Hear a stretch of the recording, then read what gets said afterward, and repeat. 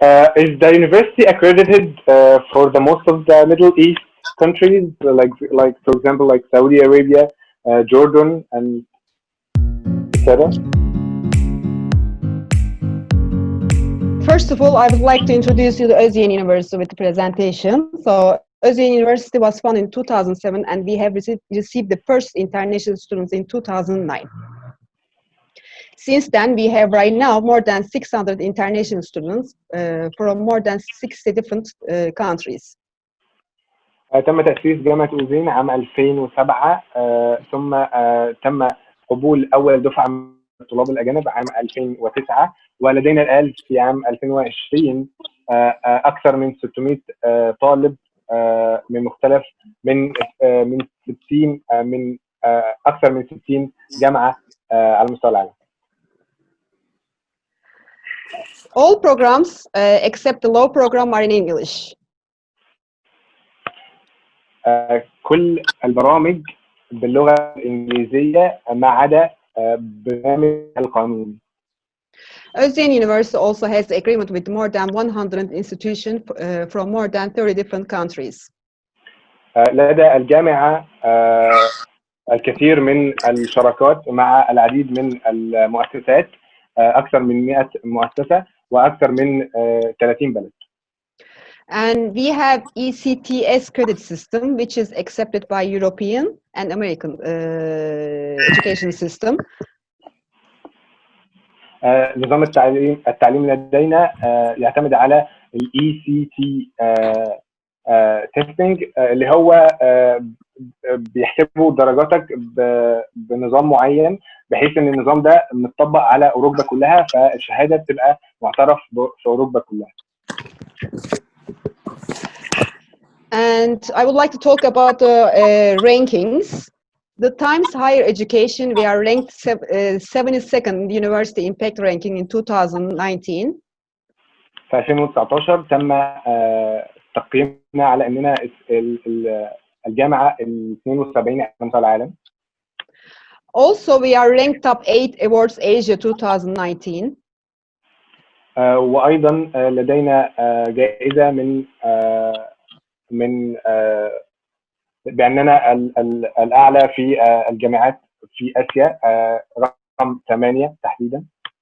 And we are top ranked first in University Satisfaction Survey in 2017, 2018 and 2019. في 2017 و2018 و2019 تم تقييمنا على اننا من احد الاوائل في مستوى تقييم الطلاب لنا. And we are the first top university with the fastest graduate employment in 2018 and 2019. بالنسبة لعام 2018 و2019 فلدينا أعلى تعيين للطلاب الخريجين من طلابنا من جامعة أوزيغين. And we are known having unique programs. We have hotel management program cooperated with one of the famous hotel group called Swiss Hotel and the Marmara Collection Group. Also, the owner of the university owns those hotels, so you can get a chance to do your internship at those hotels. لدينا برنامج عن إدارة الفنادق ولدينا أيضا بعض أو الكثير من الشراكات مع الكثير من الفنادق فيمكن للطالب أن يقوم بالتدريب مباشرة في هذه الفنادق. Another unique program is gastronomy culinary arts. We have cooperation with the Cordon Bleu, which you can get their certification once you graduate from us. لدينا أيضا برنامج مميز جدا وهو برنامج الطيران وهو مقدم من قبل أو شهادة تؤخذ من مكان مشهور جدا يدعى البلو فاكولتي واللي هو البرنامج يعلمك كيفية الطيران بالطائرة. I want to add in here that maybe you know the Le Cordon Bleu is French school, also teaches how to cook in professionally. To have one of their certificate will be separate you from the other cooks. So you will get your Özyeğin diploma and Le Cordon Bleu certificate after you graduate. لدينا ايضا برنامج مميز جدا عن فن الطهو وفنون الطهي، وهو مقدم من وشهاده تؤخذ من مؤسسه تدعى لا كوردن بلو، وهي مؤسسه عالميه مشهوره تميزك عن بقيه شهادتها تميزك عن بقيه المتخرجين. And we offer other unit program called Professional Flight Program, which is 4 years program. We are the first faculty in Turkey to establish the first simulator center in campus. You can fly with iJet Flight School that we work together. So you can fly 213 hours frozen ATPL in day flight, 25 hours night flight. So in total, almost 250 hours you can fly in total 4 years. So after you graduate, you can get hired also by Turkish Airlines. We have an agreement with them. So like this is another unique program. It's called for Professional Flight Program. لدينا ايضا برنامج مميز جدا وهو برنامج الطيران. برنامج مميز نقدمه في الجامعه، ولدينا ايضا شراكات مع المؤسسه التي تدعى ايزك، حيث ياخذ الطالب ما يعادل 250 ساعه طيران عملي. ولدينا ايضا شراكات مع شركه تركيش ايرلاينز، شركه الطيران المعروفه في تركيا، حيث يمكن للطالب ان يتدرب مع شركه تركيش ايرلاينز من خلال هذه العلاقات. And you can see in this page about our faculties. We have business faculty, faculty of architecture and design, faculty of engineering. And the programs we have in the business faculty, business administration, international business and trade, international finance, economics, entrepreneurship, management information system. And in architecture faculty, we have architecture, Turkish and English. This is separate. So in Turkish, you need to speak Turkish to understand because all classes are given in Turkish. And another program is also architecture in English. Industrial design, communication design, interior architecture, and environmental design. And please continue. And the other faculty is engineering faculty. We have computer science. I want to mention in here, computer science is like a computer engineering, because most of the students get confused with this. Computer science is like a computer engineering. It's the same courses. So others are mechanical engineering, civil engineering, electrical and electronics engineering, and industrial engineering. لدينا ايضا العديد من التخصصات. فمثلا لدينا في كليه رياده الاعمال و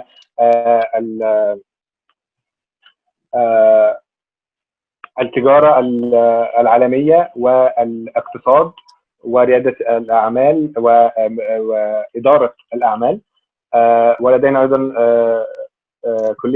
كليه الهندسه، كمبيوتر ساينس اللي هو علوم الكمبيوتر، وهندسه الميكانيكا والهندسه المعماريه او الهندسه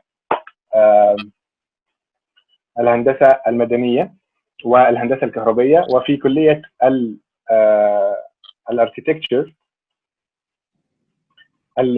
في الهندسه يوجد هندسه معماريه باللغه الانجليزيه وباللغه التركيه، فيمكنك ان تاخذ هذا البرنامج باللغه التركيه، لكن يجب ان تعلم اللغه التركيه جيدا بالطبع. لكن هناك ايضا برنامج منفصل للطلاب الاجانب الذين يتحدثون باللغه الانجليزيه.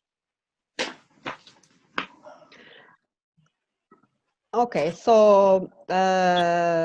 and the other programs are law program. For the law program, you need to know Turkish because it's the classes are in Turkish, and the law they teach is about the Turkish law.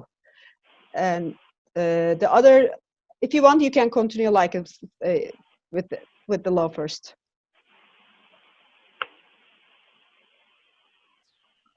Do you mean you because okay. like يوجد أيضا كلية القانون، وهي تقدم فقط باللغة التركية، لأن ما يدرس في كلية القانون هو القانون التركي، لذلك يجب أن تعلم اللغة التركية جيدا لكي تستطيع أن تلتحق بهذا التخصص. Faculty of Aviation, we have professional flight and aviation management. I mentioned about the professional flight before, like it's that you become basically pilot with this program. It's a 4 years program, and we are working with the IJET, as I mentioned. It's a flight school. The other program is aviation management. Aviation management is more about the land management. So you don't become a flight, but you are learning how to organize the land management part of the, in aviation part, science. ويوجد أيضا هناك في كلية الطيران تخصصين. التخصص الأول هو في الطيران المحترف، وهذا التخصص هو 4 سنوات، ويوجد أيضا شراكة كما قلنا مع شركة IJET، وهي شركة عالمية مشهورة. بعد التخرج يمكنك أن تصبح طيار محترف في هذا المجال. والتخصص الآخر هو الافيشن مانجمنت أو إدارة الطيران، وهو تخصص يسمح لك بالعمل في المطارات العالمية.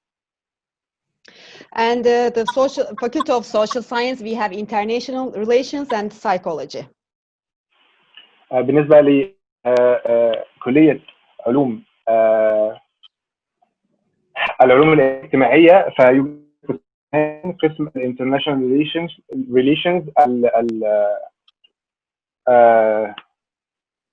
psychology and psychology وقسم علم النفس.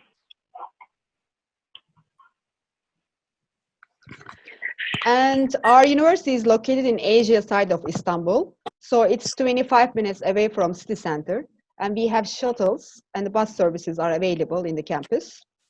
If you like to stay in the dorms, our international students come first. It's like a 5 minutes walk distance to the campuses. So like the dorms are inside the campus.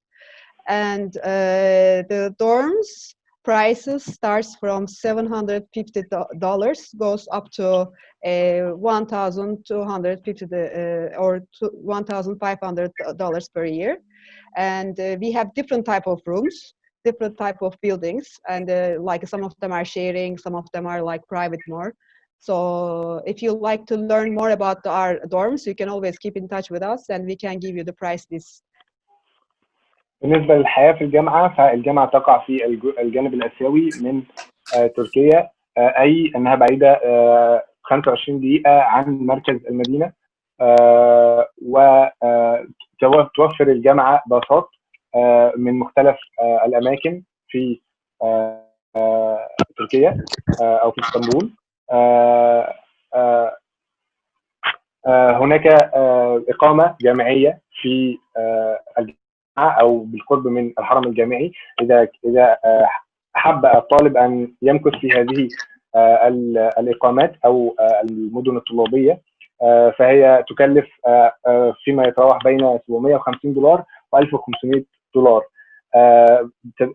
وتوفر أيضا مراكز رياضية ومراكز صحية وأمان، بالنسبة أمان 24 ساعة في اليوم، متوفرة كل الخدمات للطلاب. Inside the campus, we have swimming pools, basketball, tennis, court, fitness center, and all our international students can use it for free. There is no charge. And we have also health and security services 24 hours in the campus. So it's basically a very safe place, campus life. بجانب طبعا الخدمات اللي ذكرناها، في خدمات تانية زي الحمام السباحة وملاعب كرة سلة ونادي صحي وملعب للتنس وهناك طبعا والحرم الجامعي نفسه آمن بنسبة 100%. So what do you need to apply to Özyeğin University? First of all, copy of your passport. ماذا تحتاج لكي تقدم للجامعة؟ أول حاجة تحتاج نسخة من الباسبور بتاعك. And your high school diploma. This is one of the official documents that needs to be with you. Right now, if you don't have it, because of like some of you guys might not graduate yet, so you can ask from your school your transcript. Official high school transcript is a minimum criteria is 60% of your diploma, GPA. طبعا بالنسبة للناس تاني مطلوب هو الشهادة، شهادة الثانوية العامة أو شهادة الدبلومة. والشهادة دي لو مش معاك دلوقتي لأنك أنت ممكن ما تكونش لسه اتخرجت، فالجامعة هتطلب منك إن أنت تجيب بيان درجات من المدرسة بتاعتك، واللي هتبقى 60 لازم تكون جايب 60% من درجات أعلى من 60%. So 60% GPA is the minimum criteria. When you have higher GPA, you can get higher scholarship from Özyeğin University. We do offer scholarships depending on the students' GPA grades. Also, if you have SAT, that helps you to get scholarship too. It's not mandatory, but helps you to get higher scholarship. If you have that result, you can add it into your application. طبعا كل ما تكون الدرجة بتاعتك أعلى في الثانوي، لو مثلا جايب أعلى بكتير من 60%، كل ما جامعة أوزين هتوفر لك منح أعلى. ولو بالإضافة لأنك لو واخد امتحان السات وجايب فيه درجة حلوة، فالامتحان ده والدرجة دي ممكن تخليك كمان تاخد خصم أعلى على المصاريف. In here, I want to mention about the SAT. SAT in math, minimum criteria should be 600. In both total should be 100,000 scores. 1,000. Wait, 1,000. Sorry. Can you repeat that part again? Yeah. In math, minimum criteria is for the SAT should be 600. In both total should be 1,000 minimum. بالنسبة للامتحان في الرياضيات، أقل حاجة لازم تجيب 600 في الرياضيات، وبالنسبة للامتحانين فأقل حاجة تجيب 1000.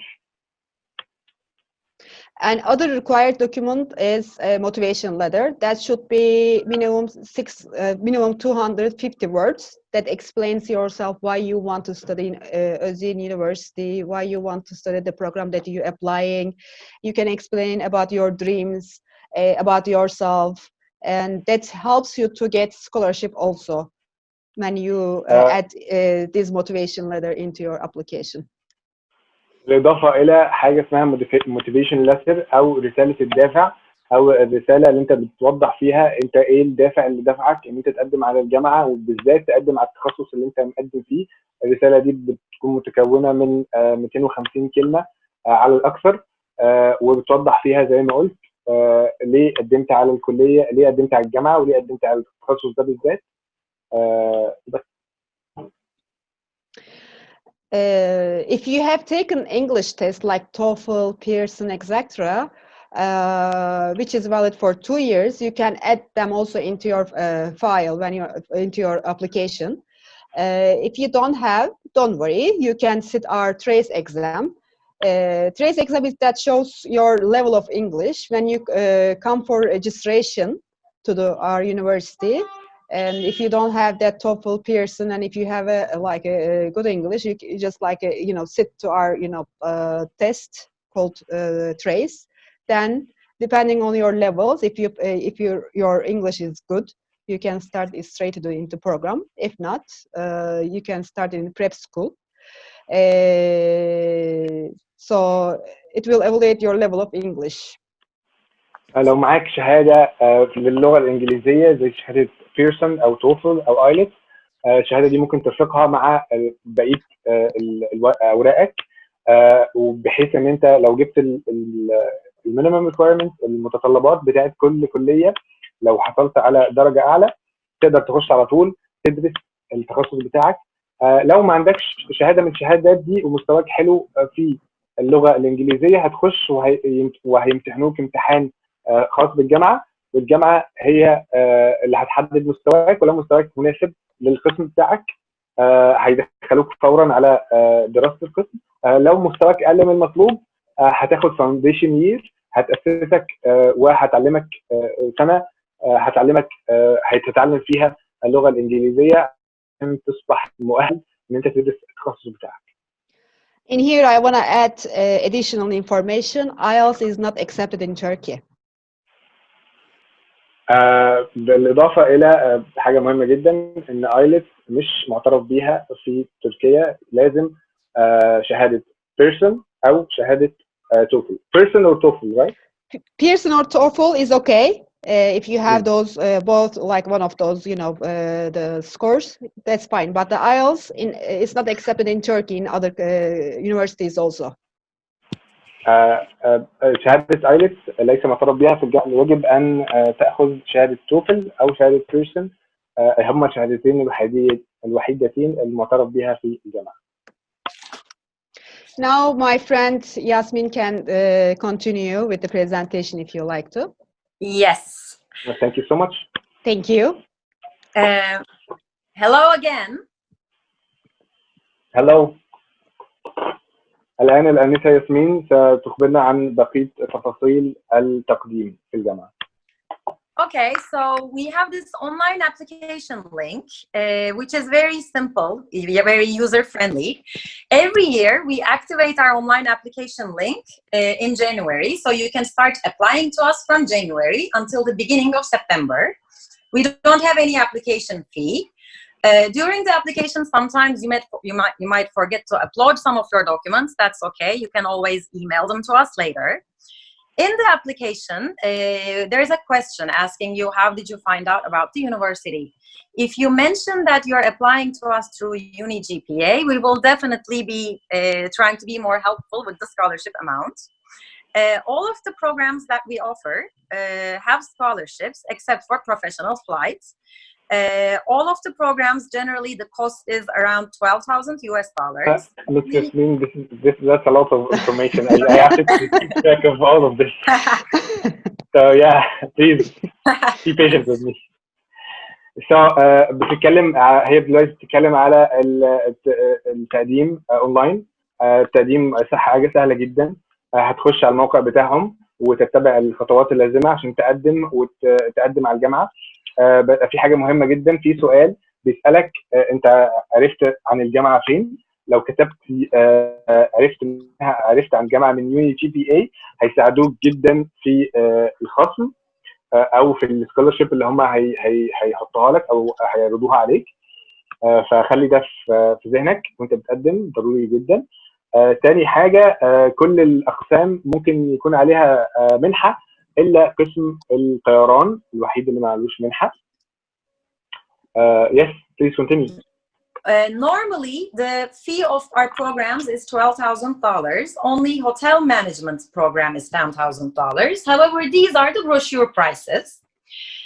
As I mentioned, we offer scholarships. Scholarship amount changes from 25% of the tuition fee and goes up to 75% of the tuition fee. So, بتقول it's 2,000, right? For 12,000. 12,000. But this is the brochure price. We don't usually go over this. بالنسبة للبرامج فتقريبا معظم البرامج بتدفع لها $12,000 في السنة، إلا برنامج إدارة الفنادق بتدفع له 10,000 بس. وعادة المنحة بتكون ما بين 15% ل 75%. If you do receive a scholarship, the scholarship is valid for 5 years. Your grades in college doesn't matter. Even if your GPA is very low, you don't lose the scholarship. It stays with you. لو أخذت أو عرضوا عليك المنحة، فالمنحة بتقعد معاك 5 سنين. درجاتك ما بتأثرش في المنحة أبدا. حتى لو جبت الجي بي اي بتاعك كان قليل، فده مش هيأثر على المنحه، والمنحه هتقعد معاك 5 سنين اللي انت هتقعدهم في الجامعه. So, firstly, you will need to apply to us. As Mrs. Birgül mentioned, you can apply with your diploma, or you can apply before you receive your diploma. In this case, if we accept you, we will be giving you a conditional acceptance. This means that when you come for registration, we will need to see your diploma. Or you can wait and apply when you know your graduation grade. It totally depends on what's more convenient for you. بالنسبه للتقديم والشهاده، فممكن تقدم لو انت معكش الشهاده حاليا، ممكن تقدم، ولما يبقى معاك الشهاده هيطلبوها منك، بس لازم يكون معاك الشهاده وانت في الجامعه، وانت رايح اول يوم في الجامعه تقدم الورق بتاعك الرسمي. لو مش معاك الشهاده ممكن تستنى عادي جدا لحد ما تحصل على الشهاده بتاعتك. You will do the online application. First, we will evaluate you as the international office. Then we will be forwarding your application to the faculties, because the faculties decide on the scholarship amount. And maximum within 10 days, we will be sending you an email. We will tell if you're accepted or not, if you have received a scholarship or not. كمكتب تقديم هم هيراجعوا الابلكيشن بتاعك او الطلب التقديم بتاعك، وبعد كده هيبعتوا طلب التقديم ده للكليات، والكليات هي اللي هتقرر قيمه المنحه، لو في منحه قيمه المنحه قد ايه، لان الكليات هي اللي بتقرر القيمه دي. وبعد كده هيتواصلوا معاك. After the forwarding the application, what happens? The faculties decide on the scholarship amount, and within 1 week, maximum 10 days, we send the students an information email if they are accepted or not. وفي خلال اسبوع، من اسبوع ل 10 ايام، بيبعتوا ايميل ليك على الايميل اللي انت حطيته في الابلكيشن، بيقولوا لك هل انت اتقبلت ولا ما اتقبلتش. Normally, we ask our students to send us a prepayment amount of $1,000 in 3 weeks. However, of course, because of the corona, most of our candidates requested for extra time because their finances weren't good enough, or banks were closed, there were quarantines. So, of course, with the corona situation, we help you. If you request for extra time to do your prepayment, we will be definitely giving it to you. Prepayment is $1,000, right? $1,000, and it's subtracted from the total amount. في يعني في العادي بيطلبوا منك ان انت تدفع $1000 كدفع مقدم. طبعا $1000 ده بيتخصموا من المصاريف الكليه بتاعتك، يعني مثلا لو هتدفع 12000 فانت هتدفع 1000 في الاول، وبعد كده تدفع 11 بعدين. بس بالنسبه عشان الاجواء اللي احنا فيها، وعشان تفشي كورونا فيروس والمشاكل اللي عملوا كورونا فيروس، فالجامعه هتستنى على الطلاب فتره معينه ومش هتطلب $1000 فورا. In all of our programs, again, just like the dorms, international students are priority. There are only 2 programs that has limited quota. The professional flight program takes only 15 international students, and law faculty takes less than 10 students. Other than that, international students are always priority with the applications. بالنسبه للطلاب الاجانب هم دايما اولويه للجامعه في ان هم يحصلوا على مقاعد في الجامعه. بس بالنسبه لكليه الطيران، ف 15% بس من المقاعد هي اللي بتروح للطيران والقانون. 15% بس هم اللي بيروحوا من المقاعد بيروحوا للطلاب الاجانب. Normally, our academic calendar would be you would come for registration during September, and classes would start at the end of September. However, we're going slowly with the corona precautions. Firstly, we decided to have our summer school online. We still haven't decided about the fall semester, whether it will be online or not, but we will be informing all of our candidates who are applying within this month. بالنسبة للسنة الدراسية الجديدة، فهتكون عادة بنبدأ نستلم الابلكيشنز في أول سبتمبر، وفي آخر سبتمبر بنبدأ الدراسة الفعلية. بس بالنسبة لأجواء كورونا احنا مش عارفين هنبدأ هل الدراسة هترجع للحياة الطبيعية ولا لأ. لو رجعت المتعلمين هيكملوا حياتهم الطبيعيه في الجامعي، لو ما رجعتش هنكمل الدراسه عن بعد.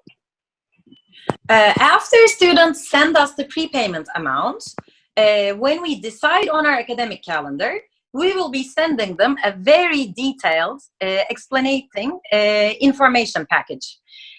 We will be sending them our registration dates. We will be sending the official signed and stamped acceptance letters, visa invitation letters. Also, if you need help with visa applications, we get in touch with the consulates for you also.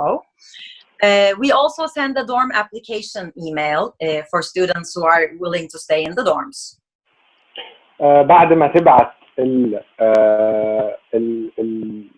البري بيمنت، الفلوس اللي انت المفروض بتبعتها في اول الترم، اللي هم $1000 اللي احنا اتكلمنا عليهم، بتبعتهم هيبعتوا لك برساله مفصله، ايميل مفصل فيه كل المعلومات اللي انت محتاجها. حتى لو انت محتاج حاجه في الفيزا بتاعتك فيها مشكله، ممكن تتواصل معاهم وهم هيحلوا لك كل مشاكلك باذن الله. I would also like to mention honestly that our difference from other universities is you're not done with the international office after you receive your acceptance. When you arrive to the school, we help with the orientation. We're there for you with the registration. There are some official documents that you will need to obtain in Turkey, like the residence permit, like the equivalency certificate. The international office will be guiding you through all of these. We don't leave our international students alone. حاجة تانية عايز أذكرها مهمة جدا، إن إحنا زي الجامعات التانية دورنا كإنترناشونال أوفيس أو كمركز طلاب أجانب مش بس إن أنت تخلص التقديم معانا، لا إحنا هنبقى معاك كل خطوة. زي في مثلا إن أنت هتحتاج إن أنت تحصل على الإقامة بتاعتك، الإقامة التركية، فإحنا هنبقى معاك كل خطوة من الخطوات حتى بعد قبولك. إحنا هنمشي معاك ونساعدك في كل الحاجات اللي أنت هتحتاجها، كل الأوراق الرسمية اللي أنت هتحتاجها بعدين. I would also like to mention and talk a little about how Corona impacted life here in Özyeğin University. Of course, just like everybody else, we went through some hard times with Corona too, but I think we took action in the needed time frame. Immediately after Corona outbreak, we started our online education. طبعا زي كل الناس احنا عانينا بسبب كورونا، بس احنا قدرنا نتصرف بسرعه عشان نحمي طلابنا، واظن ان احنا اتصرفنا بكفاءه عاليه في ان احنا فورا اول ما الوباء انتشر تم التعامل مع الامر بان احنا بدانا التعليم عن بعد ووقفنا التعليم وجها لوجه. Our network resources and infrastructure was ready for online education, so we didn't face a hard time. We started interactive education. Also, as we mentioned before, we have around 700 international students. Some of them wanted to go back to their home countries immediately, while some of them wanted to stay in Turkey.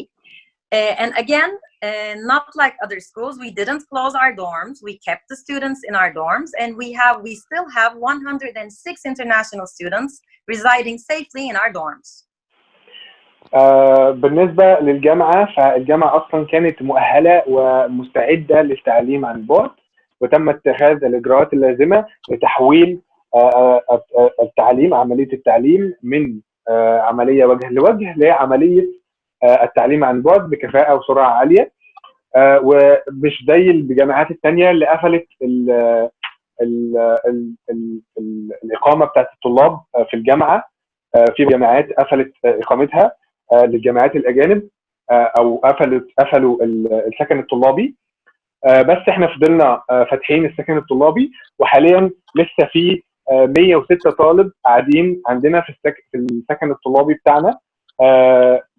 دول من اصل 700 international طالب عندنا في جامعة أوزيين. So what did we do to keep these 106 international students safe?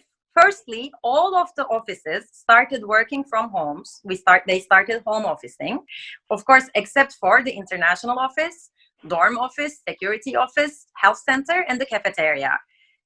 Since the beginning of Corona, we have been going to work. Every time we enter the campus, we get our temperatures measured. School gets disinfected every week, and all exits from the dorms was banned for students. They recently started to be able to leave with an excuse. تم التعامل مع الأمر عشان لحين الطلاب بأن احنا معظم الناس اللي شغالة في الجامعة قعدت في البيت إلا بعض الأشغال اللي فضلت مكملة في الجامعة. الجامعة بيتم تعقيمها أسبوعيا. كل ما أي حد داخل الجامعة بيقيسوا درجة حرارته، بيتأكدوا إن هو آمن للناس اللي جوه الجامعة. بيتم منع الطلاب إن هم يخرجوا كتير من السكن بتاعهم لحمايتهم من تفشي المرض. Some students didn't like the online education, so they wanted to freeze their registration. Again, we helped them and we refunded their second semester payments back. Some of the students who wanted to go back to their countries also got a refund from the dorms. So Özyeğin supported their students financially as well. بعض الطلاب اللي ما حبوش فكرة التعليم عن بعد قرروا ان هم يوقفوا عملية التعليم بتاعتهم في نص السمستر، وهم ساعدوهم في ده، جعوا لهم فلوس السمستر الثاني اللي هم دفعوها وساعدوهم في كل خطوة لحد ما حتى الطلاب اللي هم قرروا ان هم يرجعوا بلدهم الأم تاني لحد ما الأمور تستقر ساعدوهم في كده، وتم التعامل مع الأمر بنجاح. We provided weekly psychological support webinars and Zoom meetings for our international students. We had to close the markets, the shopping market within the school, so we came up with an application so they could get their deliveries. Our rector actually even sent them pizza deliveries and gifts to keep their morals up. بالنسبة للطلاب عموما ففي دايما دعم نفسي للطلاب اسبوعيا اونلاين، يقدر الطالب يخش ويتكلم مع اخصائي نفسي بحيث ان هو لو حاسس بتعب مكتئب او شيء من هذا القبيل. وبالنسبه للطلاب الاجانب هم ساعدوهم بحيث ان هم يحصلوا على كل احتياجاتهم بحيث ان هم ما يحتاجوش ابدا يطلعوا من السكن الطلابي بتاعهم. As I said, normally the academic calendar was planned to open the university in September. And normally registrations will end at the end of September. However, this year in Turkey, for the first time, we're going to be able to get registrations of international students until December. So what we will do is some students can come before September, but students who come after September can register, but they will start on the second semester. They will start in spring. عادة يتم تحصيل الابليكيشنز المقدمين على الجامعة في أول شهر سبتمبر لحد آخر شهر سبتمبر، بس زي ما قلنا إن بسبب الكورونا فيروس فإحنا هنفضل ناخد الابليكيشنز لحد شهر ديسمبر، والناس اللي هتقدم بعد شهر ديسمبر هيبدأوا من السمستر او الترم الثاني مش من الترم الاول للسنه الجديده. As I said, we still don't know if we will be starting physically the education in September or online, but we are getting ready. If we will be opening the campus on September, what we will do is we will be eating. Will not be eating in the cafeteria. We will take our food and eat it outside. Classes will be redesigned. Dorms will be redesigned. بالنسبة للحياة، إذا الحياة الطبيعية للجامعة رجعت زي الأول وقررت الحكومة تفتح الجامعات، فالجامعة هتعمل إعادة تشكيل لكل حاجة فيها. مثلا الفصول هيعاد تشكيلها عشان يخلوا فيه social distancing أو تباعد ما بين الطلاب عشان يحموا الطلاب. الكافيتيريا محدش هيقدر ياكل في الكافيتيريا لمنع تفشي المرض. حتى السكن الطلابي هيتم اعاده تصميمه عشان كل ده عشان يقللوا نسبه انتشار المرض بين الطلاب. Of course, office setups will change. Most offices will continue working from home officing. Shuttles will carry fewer people. School will be ready for the new normal. طبعا بعض الموظفين في الجامعة هيفضلوا يشتغلوا من البيت، إلا بعض الموظفين بس هم اللي هيروحوا الجامعة. حتى الباصات اللي بتاخد الطلاب من أماكن مختلفة من جنب الجامعة، باصات المواصلات اللي بتوفرها الجامعة، هيكون فيها عدد أقل من الطلاب عشان يحموا برضو الطلاب من تفشي المرض. فكل حاجة في الجامعة هيعاد تصميمها عشان يحموا الطلاب ويحموا نفسهم ويحموا البلد. و هي يعني هم مستعدين كامل الاستعداد لان الحياه الطبيعيه للجامعه ترجع مره ثانيه. We are also unfortunately getting ready for the worst scenario. If we can't open the university physically in September, then we will be opening the university online. What we're doing for this is we're developing our online education portal. Also, we're considering maybe not opening the university in September like usual, but starting the university in October or maybe even in November. And all of this will be definite within this month. وطبعا زي ما احنا مستعدين للحياه الطبيعيه ترجع تاني، احنا مستعدين كمان للأسوأ، ان الحياه ما ينفعش مش هنقدر نرجع الحياه الطبيعيه تاني. وفي هذه الحاله احنا بنستعد كامل الاستعداد باننا بنطور السيستم التعليمي الاونلاين الخاص بتاعتنا. وكمان كخطه بديله بنفكر ان احنا نبدا السمستر في شهر اكتوبر او شهر كمان نوفمبر يعني كاجراءات قصوى. This whole Corona situation didn't only change things for teachers and students, but also for us office workers. We started attending webinars and Zoom conferences like this one. We started working from home, and we learned that there always needs to be a backup plan. We always need a plan B. طبعا زي ما الكورونا اثرت في الطلاب، الكورونا فيروس كمان اثر في جميع العاملين في الجامعه. وبدانا طبعا ننقل حياتنا كلها للحياه الاونلاين، بدانا نحضر محاضرات اونلاين، بدانا كلنا نشتغل من البيت. Financially, so far, Özyeğin hasn't been affected negatively. As we mentioned, our university is privately owned by a very well-known businessman. And Özyeğin protected the financial status of both the office workers and the students. بالنسبة للجامعة، فالجامعة ما تضررتش ماليا من انتشار المرض أو تفشي المرض. الجامعة مملوكة من قبل رجل أعمال مشهور معروف، فساعد الجامعة ماليا وهيساعد الجامعة ماليا في تخطي الأزمة. We are strong enough to survive this semester, and I think most probably we will be able to start the online education in September. Again, as I said, we will be informing all our candidates within this month. Also, we couldn't make you watch our video because of some technical difficulties. So we would like to send a detailed email and also our video to all of the participants of this webinar after we're done. طبعا احنا مستعدين برضو ان احنا نبدا التعليم عن بعد في سبتمبر لو الدنيا ما رجعتش ولو الجامعات ما فتحتش. وانا اسف ان انتم ما قدرتوش تسمعوا او تشوفوا الفيديو بتاعنا، فاحنا هنبعت لكم بالتفاصيل ايميل فيه تفاصيل لكل الناس المشاركين في الويبينار ده، تفاصيل عن الجامعه وعن كل اللي انتم هتحتاجوه عشان تقدموا للجامعه.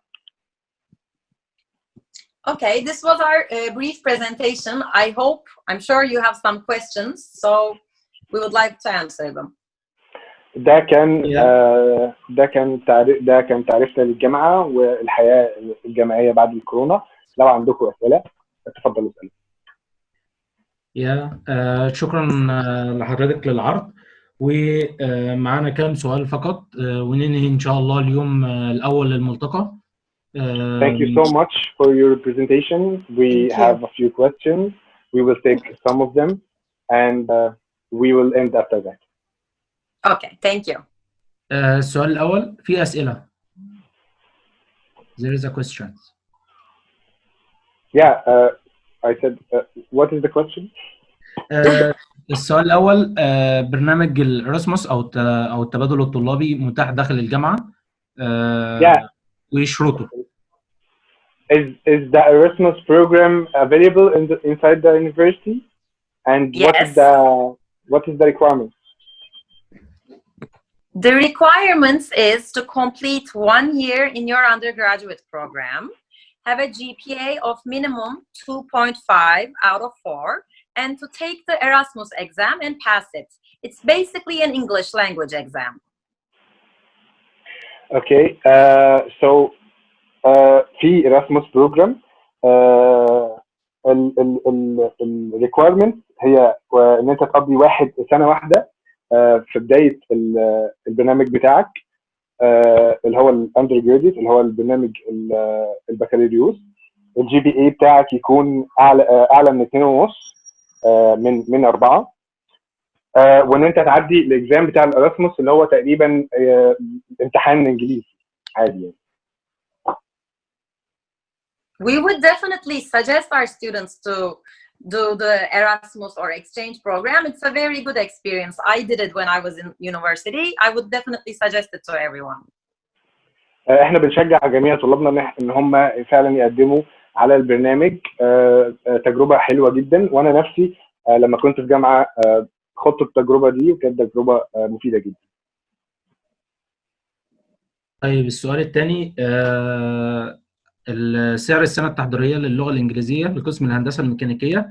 ده السؤال العام اللي هو السعر السنة التحضيرية بيكون على حسب السنة التحضيرية كسعر ثابت ولا على حسب القسم اللي أنت مقدم تبعه؟ So for the foundation year, is there a specific tuition fee or it depends on the discipline that I chose, for example, engineering or any kind of discipline?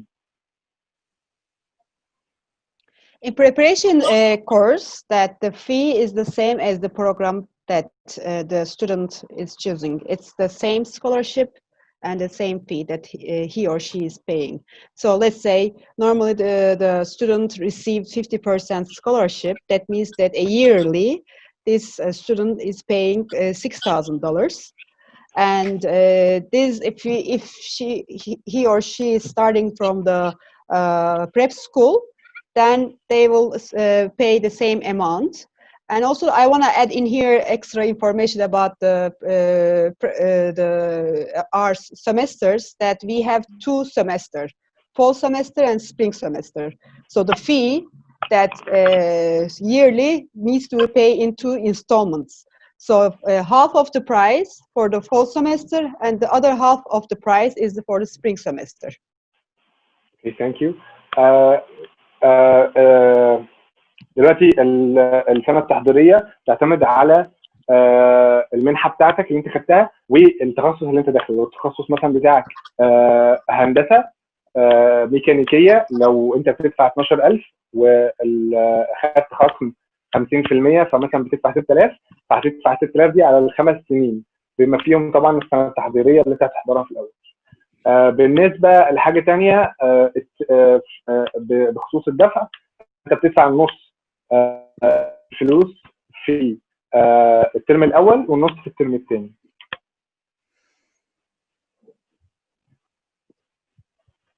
في اسئله ثانيه؟ طيب اخر سؤال معانا، الاعترافات في الدول العربيه موجوده ولا لا، زي الاردن زي السعوديه زي مصر، الاعترافات بتاعتها؟ Is the university accredited for the most of the Middle East countries, like for example, like Saudi Arabia, Jordan, and etc.? We're accredited in Jordan, but we still don't have accreditation with Saudi Arabia. We're working on it.